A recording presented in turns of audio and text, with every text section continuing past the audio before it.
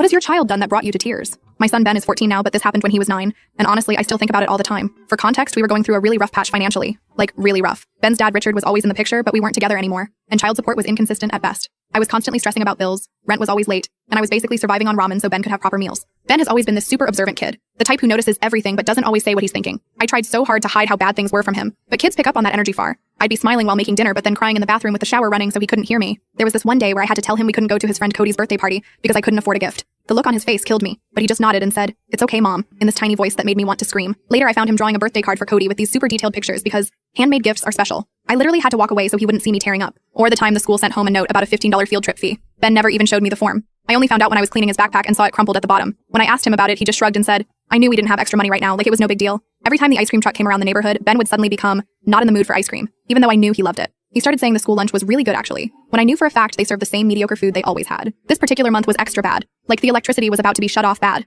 My car needed repairs I couldn't afford, and I was literally counting pennies from my change jar to buy groceries. I remember standing in the kitchen staring at an almost empty fridge wondering what I was going to do. The night before, Ben had asked if we could have spaghetti for dinner, his favorite. I had to tell him we were out of pasta and would have to wait until payday. He didn't complain at all, just ate the sad cheese sandwich I made him instead. That night I heard him telling his stuffed animals that spaghetti isn't even that good anyway, and I swear something in me just broke. Ben had this small piggy bank that his grandma had given him for his birthday that year. It wasn't anything fancy, just a ceramic pig painted blue, his favorite color. He'd been saving up for this gaming system for months. Every little bit of money he got, birthday cash, allowance when I could afford it, the dollar his dad would give him sometimes, all went into this pig. He was so close to his goal too. He'd been talking about this gaming system nonstop, had the exact model picked out, knew which games he wanted first. It was literally all he talked about. He'd cut out pictures from magazines and taped them to his wall. So that night, I put Ben to bed and was sitting at the kitchen table trying to figure out which bills I could postpone without everything falling apart. I had my calculator, all these past due notices spread out, and I was just completely overwhelmed, like full-on ugly crying at the table at midnight. I must have been making more noise than I thought because suddenly Ben was standing in the doorway in his pajamas. I tried to quickly wipe my face and act like everything was fine, but he just walked over and sat down next to me without saying anything. He stared at all the bills for a minute, and I was trying to come up with some excuse about why Mommy was crying over paperwork at midnight.